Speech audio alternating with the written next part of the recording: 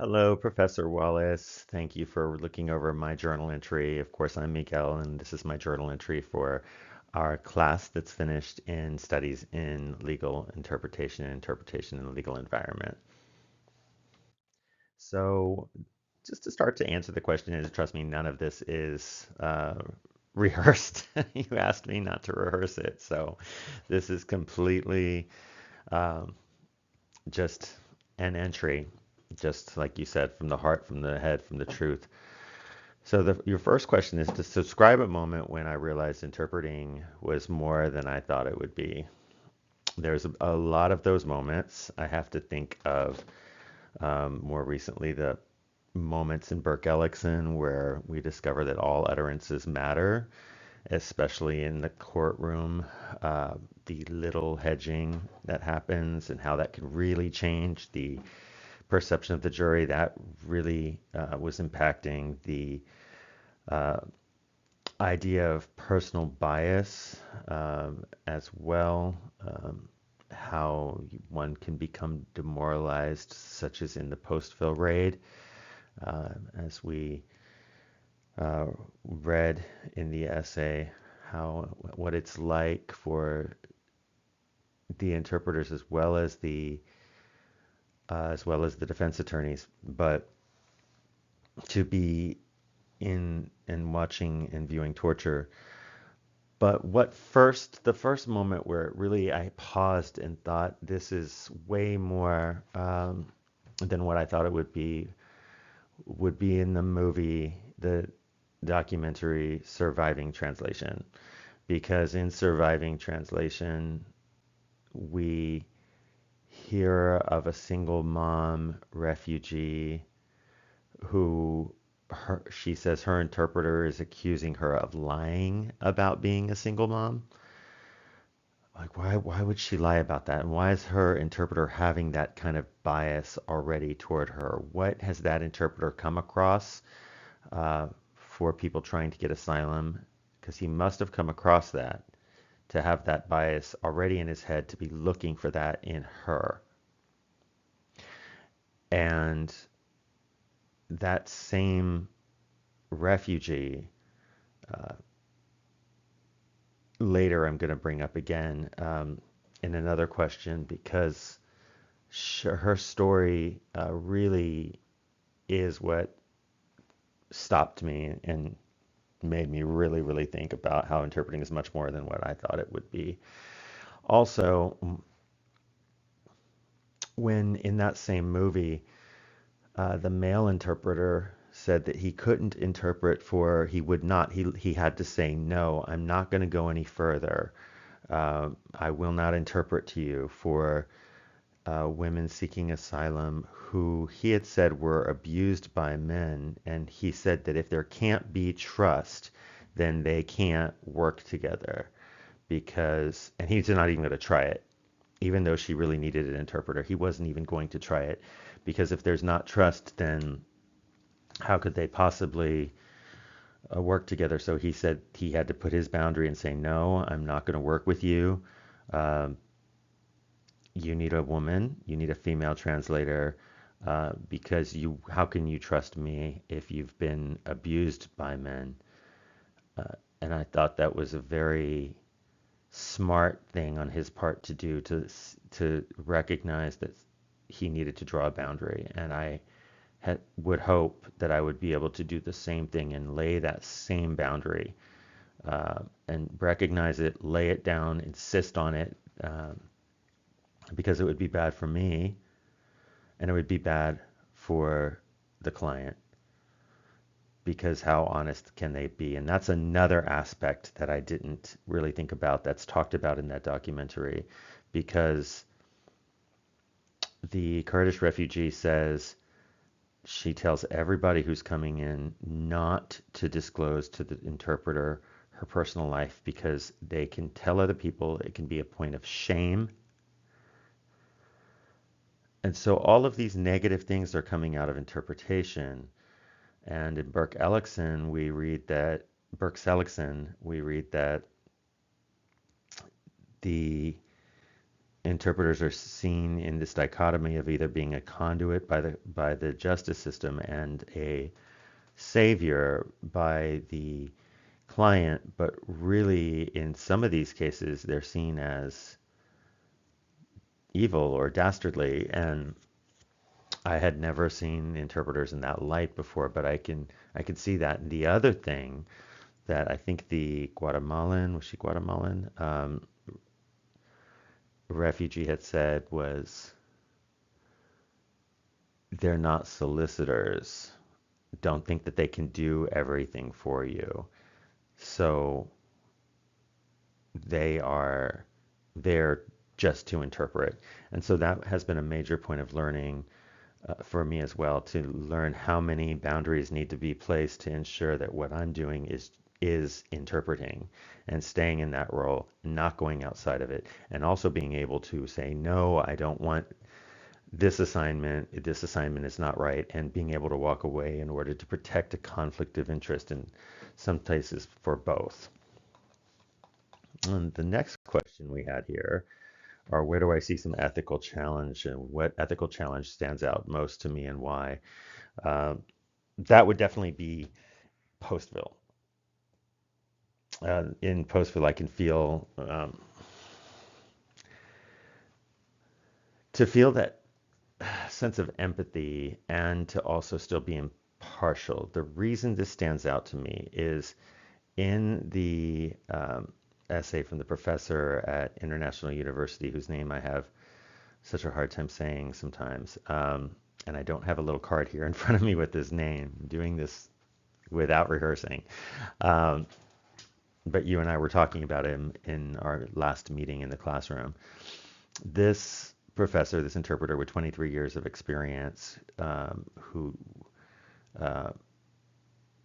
who wrote this paper, the real game changer for me was when he wrote that he did have a conflict of interest, and he stayed there, and he did feel great empathy and solidarity with these people who are getting these detainees who he's working with, but he still had impartiality.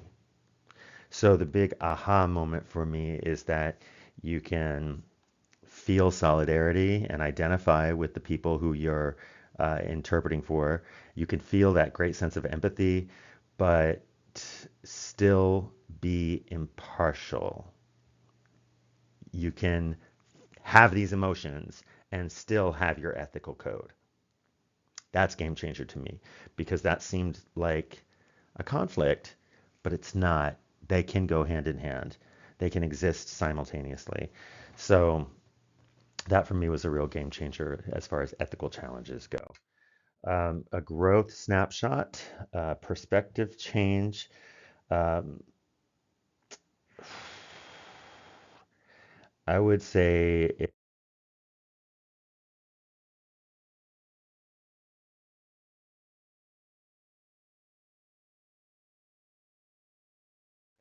um, perspective change for me is my growth snapshot.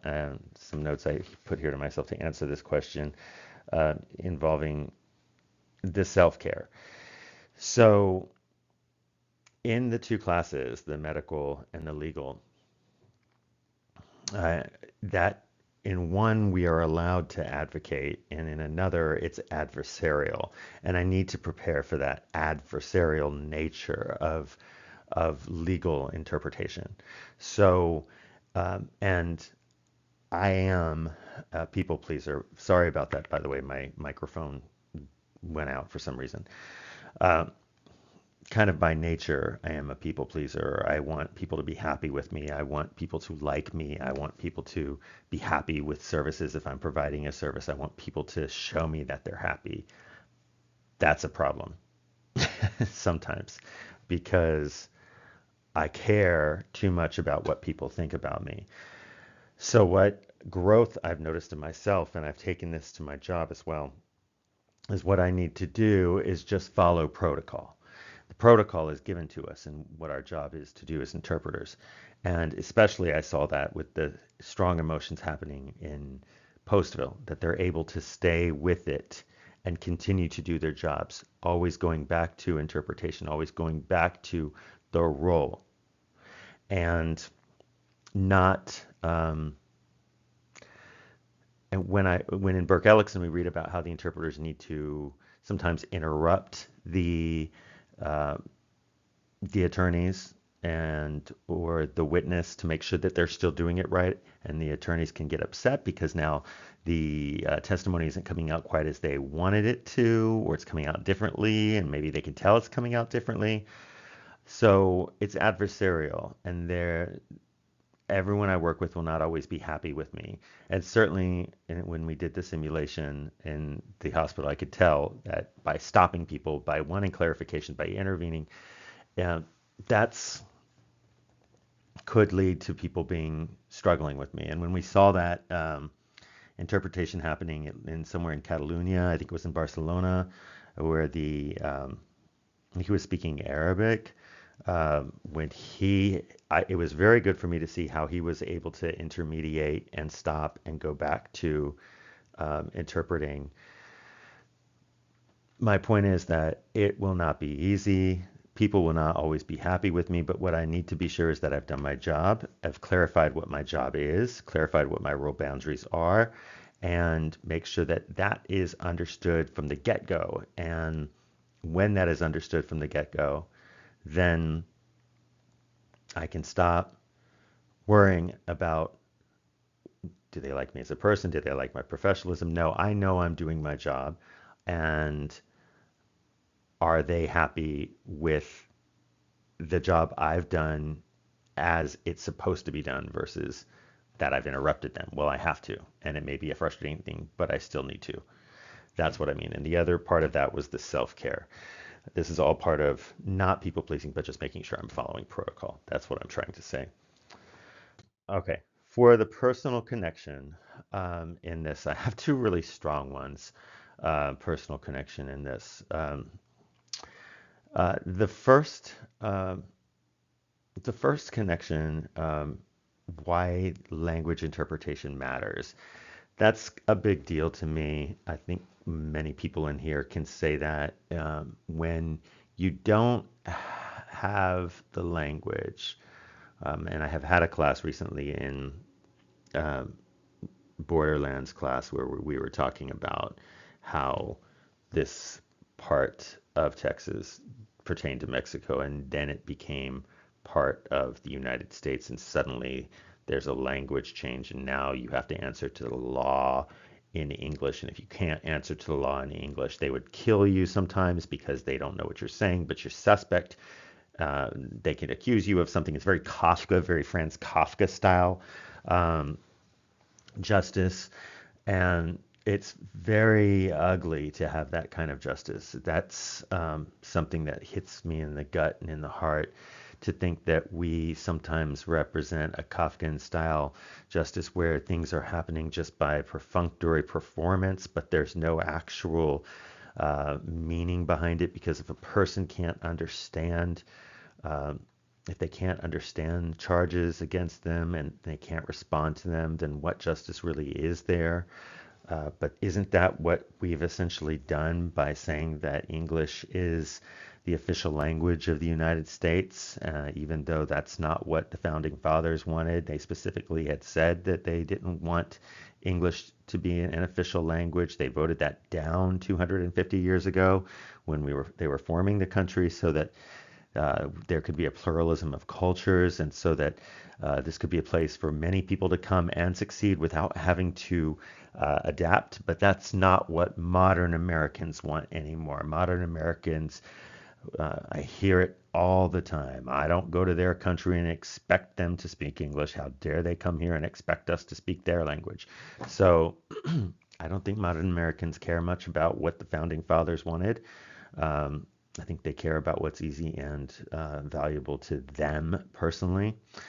So our country is evolving and has evolved in that direction, unfortunately. But we do still have some some safety guards. We went over some of those safety guards in the class, of course, the Civil Rights Act 1964, Title VI, national origin, not allowing people's nation of origin to be discriminated and then be discriminated based on that, and that would be connected to their language. The United States Constitution, Amendments 4614, where due process comes in with this is the how can you possibly have due process if you're not understanding what allegations are, if you're not able to communicate your narrative back and it's not able to be heard in that blind justice?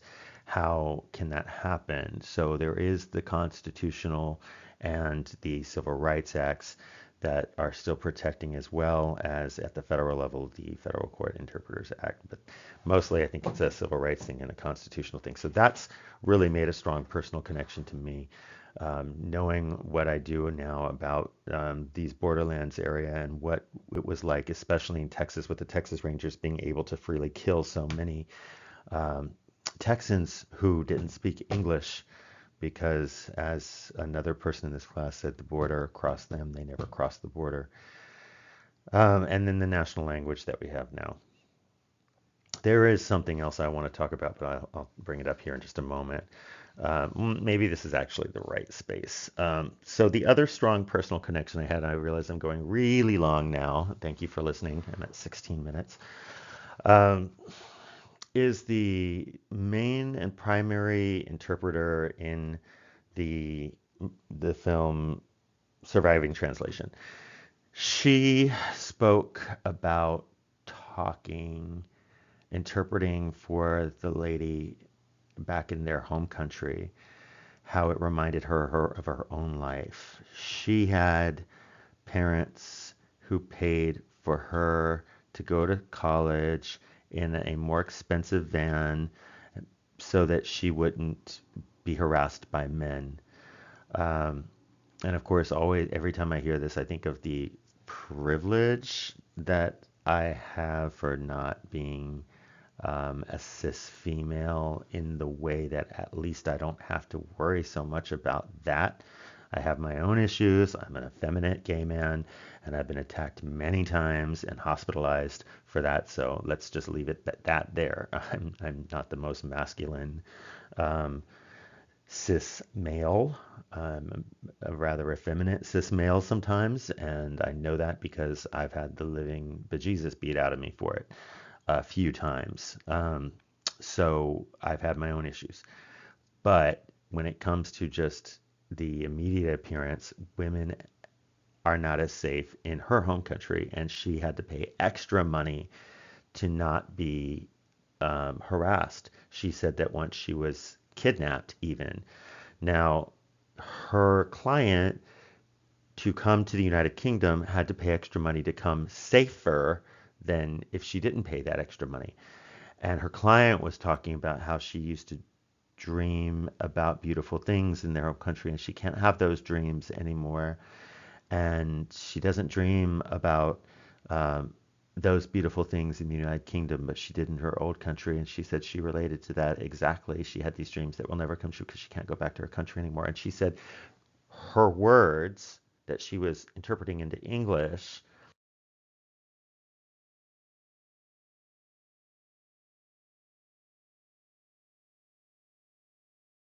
her words that she was interpreting into English, I believe from Kurdish, um, are coming out of her mouth, and the words were the same kind of words, were almost the same experience she had.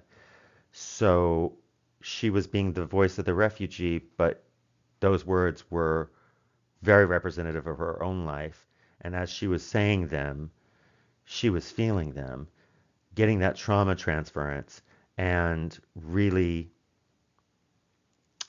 had a hard time with it because she felt like it was her life and she was relating her life, and she had an emotional breakdown over it and became traumatized over it. So I can really see that happening. I can really see that happening. So self care, big part of this, as well as not getting too close to the client. Very strong personal connection.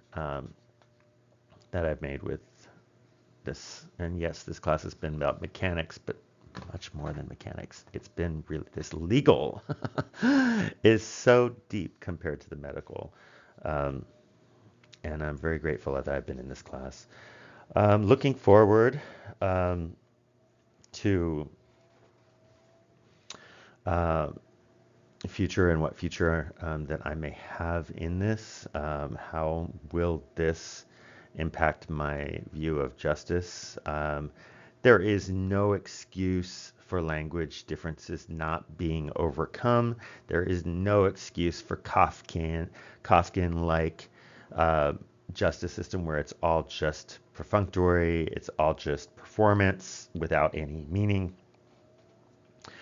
True justice gives the opportunity for someone to speak and defend themselves. That's, I've known the Constitution, I've known the Civil Rights Act, but I've never looked at it from this angle, and it always helps to look at it again. And this has been solidified with me. And I think if at the very least, it gives me really good argumentative material for anyone who says, and I hear it too often, they need to learn to speak English if they want to have any rights. So looking forward, I'm well armed to do that. Okay, I didn't change the slide and I should have. Okay, so every utterance matters. I just wanted to bring this toward the end because one of the things in Burke Seligson that stayed with me is every utterance matters in court. And our book in the other class mentioned that um, Ann Fadiman had mentioned that uh, looking at Leah's chart was like trying to take a Shakespearean sonnet and uh, break it down into a few different syllogisms and trying to understand a Shakespearean sonnet. And when I think about it, so I looked up a Shakespearean sonnet, sonnet number 160, one of the most popular. It would be every utterance matters. And the reason why, because if the person's register and tone and level of education and even spirit behind their words, and in prose, we can definitely see it. Why would Shakespeare write a sonnet versus just saying what love is to him? Because this sonnet, I can break it down into a couple things and understand it. And the Bible tells us what love is in 2 Corinthians. Love is patient, love is kind, love never dies. And Merriam-Webster's dictionary tells us what love is. The Oxford English Dictionary can give us the etymology of love. Webster says that love is a feeling, a deep feeling of connection that one has. Biomedicine will tell us that it's a combination of oxytocin and uh, raising of the body temperature, widening of the pupils, um, and serotonin, um, an increase in heart rate. And uh, Dr. Scott Peck, who wrote a book on the psychology of love called The Road Less Traveled, says love is disciplined. Love is discipline. Love is extending oneself out for the altruistic benefit of another from the psychotherapist point of view. And then there's Shakespeare, who takes all this time to say, let me not, to the marriage of true minds, admit impediments. Love is not love, which alters when it alternation finds, or bends with the remover to remove. Oh no, it is an ever fixed mark that looks on tempests and is never shaken. It is the star to every wandering bark, whose worth's unknown, although his height be taken, loves not time's fool, though rosy lips and cheeks within his bending sickle's compass come. Love alters not with his brief hours and weeks, but bears it out even to the edge of doom. If this be error, and upon me be proved, I never wit, nor no man ever loved. Every utterance matters. We can't break this down into love is a feeling, Love is patient, love is kind, love never ends. Love withstands all, endures all.